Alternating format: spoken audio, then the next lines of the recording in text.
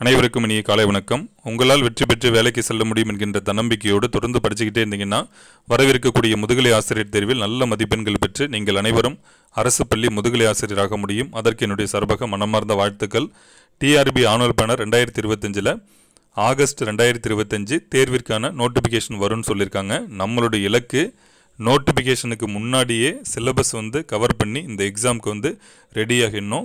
Notification விட்டதுலேருந்து exam date வரைக்குமே நம்ம ஃபைனலாக எத்தனை முறை வேணாலும் ரிவிஷன் கொடுத்தோம்னா கண்டிப்பாக நீங்கள் எதிர்பார்க்கிறத விட கூடுதலான மதிப்பெண்கள் பெற்று ஜென்ரல் டைம்லே நீங்கள் எல்லாருமே வேலைக்கு போக முடியும். அப்போ நம்மளுடைய இலக்கு நோட்டிஃபிகேஷன் விடுறதுக்கு முன்னாடியே சிலபஸ் கவர் பண்ணி இந்த எக்ஸாமுக்கு ரெடியாகிடணும் அப்படிங்கிறது ஒரு இலக்கு வச்சு படிக்க எல்லாருமே ஸ்டார்ட் பண்ணுங்கள்.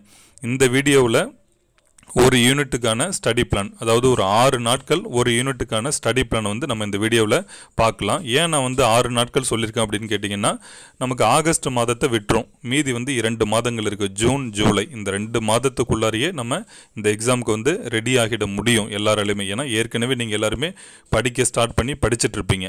இப்போ ஒரு யூனிட் 6 நாட்களில் படித்து முடித்து ஓரளவு நல்ல மார்க் வாங்குறது சாத்தியமானு கேட்டிங்கன்னா சாத்தியம்தான்.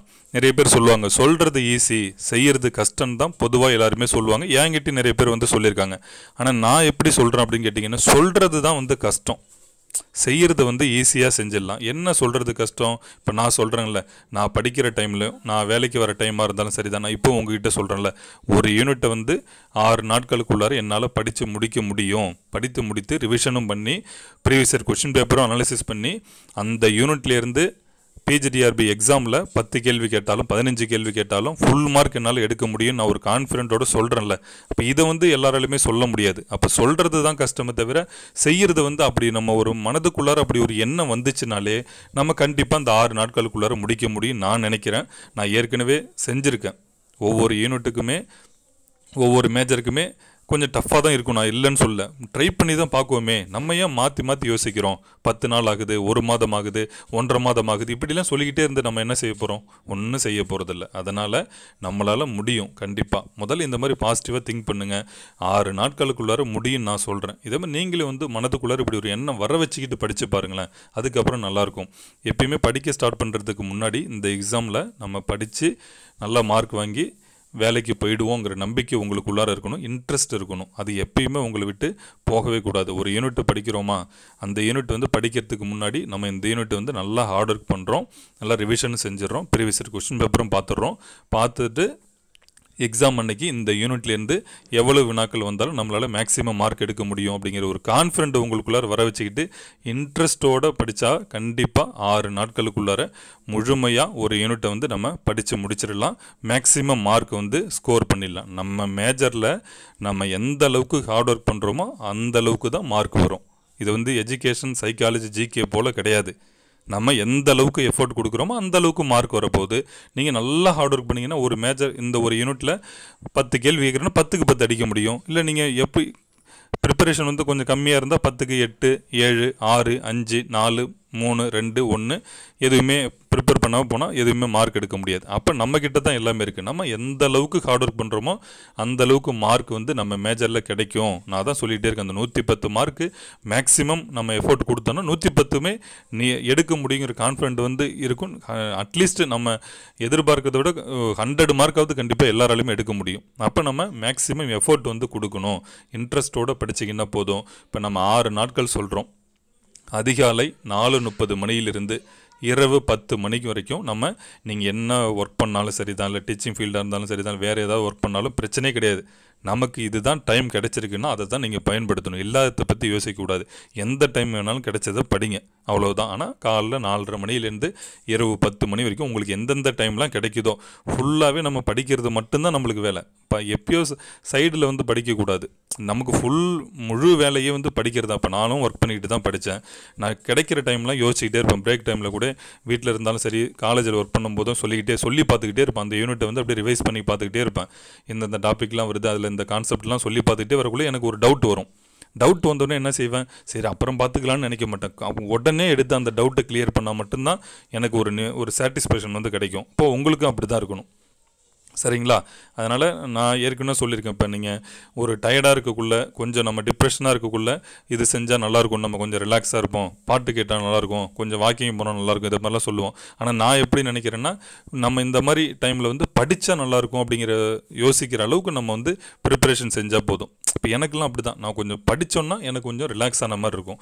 அப்போ இந்த அளவுக்கு வந்து நம்ம இன்ட்ரெஸ்ட்டு காட்டினோன்னா எல்லாமே சாத்தியம்தான். 6 நாட்களுக்குள்ளார முடியும். நான் ஏற்கனவே சொல்லிட்டேன், எல்லாருக்குமே திறமைங்கிறது இருக்குது. அதை பயன்படுத்துவோம், ஒரு சிலர் பயன்படுத்த மாட்டாங்க. அதுதான் வித்தியாசமே தவிர இவங்க வந்து இவ்வளோ யூஜியில் இவ்வளோ பர்சன்டேஜ் எடுத்திருக்காங்க அப்படிலாம் ஒன்றுமே கிடையாது. எல்லாராலுமே வேலைக்கு வர முடியும். நம்ம கையில் தான் எல்லாமே இருக்குது. சரிங்களா? அதனால் நீங்கள் ஹார்ட் ஒர்க் பண்ணுங்கள். நான் ஏற்கனவே சொன்னது போல் இப்போ கிடைக்க இருக்கக்கூடிய இந்த அரிய வாய்ப்பு இதுக்கப்புறம்லாம் கிடைக்குமான்னு எனக்கு தெரியாது. ஏன்னா இப்போ இருக்கிற நாங்கள் டிபார்ட்மெண்ட்டில் ஒர்க் பண்ணிட்டு இருக்கவங்களுக்கு தெரியும். அதனால் தயவுசெய்து இனிமேல் ஒரு எக்ஸாம்லாம் யோசிக்க வேணாம். இந்த எக்ஸாம்லேயுமே இந்த எக்ஸாமை உங்களுக்கான வாய்ப்பாக எடுத்துக்கொண்டு அந்த வாய்ப்பினை சரியான முறையில் பயன்படுத்திக்கிங்க. காலை 4:30 மணியிலிருந்து இரவு 10 மணி வரைக்கும் ஷெடியூல் நீங்கள் எந்த டைம்னாலும் படிச்சுக்கிட்டே இருங்க. கிடைக்கிற நேரம்லாம் படிச்சுக்கிட்டு தான் இருக்கணும். நம்ம கடைசியாக ஒரு ரிவிஷன் கொடுத்துருக்கேன் நைட்டு. அடுத்த நாள் காலையில் எழுந்திரிக்கும் போது நாள் படித்தது ஒரு கிளான்ஸ் வந்து பார்த்துட்டு அப்புறம் படிக்க ஸ்டார்ட் பண்ணுறோம். அப்பப்போ இடைவெளி விட்டும் படிக்கணும். அந்த இடைவெளி ஏன் விடுறோம்? இப்போ ஒரு அரை மணி நேரம் பார்க்குறோம்ப்பா, கொஞ்சம் ரிலாக்ஸாக இடைவெளி வேணும்.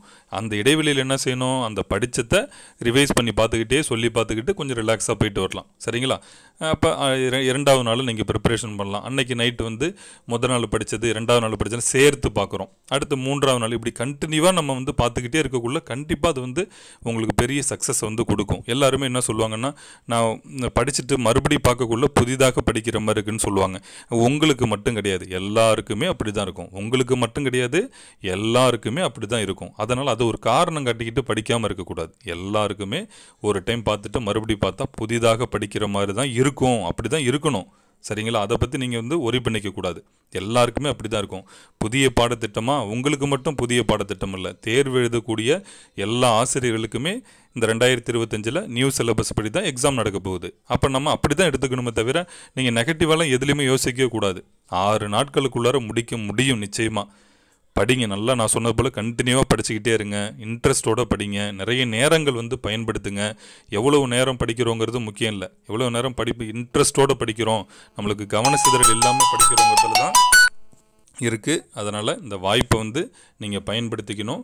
அதே போல் ஒரு யூனிட் வந்து படித்து முடித்ததுக்கப்புறம், ஒரு யூனிட் இருக்குன்னா படித்து முடித்ததுக்கு அப்புறம் நீங்கள் ப்ரீவியஸ் இயர் கொஷின் பேப்பர்லாம் கண்டிப்பாக பார்க்கணும். பார்த்தா தான் நம்ம படித்ததுலேருந்து நம்ம எவ்வளோக்கு படிச்சிருக்கோம் அப்படிங்கிறத நம்ம பார்த்து நம்மளுடைய தவறுகளை வந்து திருத்திக்கலாம்.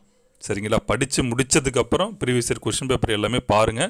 பார்த்து தெரியலன்னா கவலைப்படாதீங்க, தெரியலன்னா சந்தோஷப்பட்டுக்கணும். மறுபடியும் ஒரு தடவை படிங்க. நம்ம வந்து அந்த தெரியாத வினாக்களை மீண்டும் மீண்டும் பார்க்கக்குள்ள தான் இப்போ இந்த டைப்லாம் கொஷின் வருதா அப்படின்னு நம்மளால் தெரிஞ்சுக்கிட்டு நம்மளோட தவறுகளை வந்து குறைச்சிக்கிட்டே போயிடலாம். சரிங்களா? அதனால் எடுத்த உடனே 100% நம்மளுக்கு தெரியும்லாம் எதிர்பார்க்க வேணாம். அதனால் ப்ரீவியஸ் இயர் கொஷின் பேப்பரும் பார்த்து ஓரளவு ஒரு யூனிட்டாக அப்போ நம்ம வந்து மேக்ஸிமம் படித்தாச்சு. அப்போ நம்ம எக்ஸாமில் எப்படி கேட்டாலும் நம்மளால் ஆன்சர் பண்ண முடியுங்கிற அளவுக்கு நீங்கள் இந்த 6 நாட்களுக்குள்ளார படித்து முடிக்க முடியும். அதனால் கான்ஃபிடென்ட்டோடு படிங்க. கண்டிப்பாக என்னால் முடிஞ்ச சப்போர்ட் வந்து நான் தொடர்ந்து உங்களுக்கு வந்து கொடுத்துக்கிட்டே இருப்பேன். அனைவருக்கும் மிக்க நன்றி.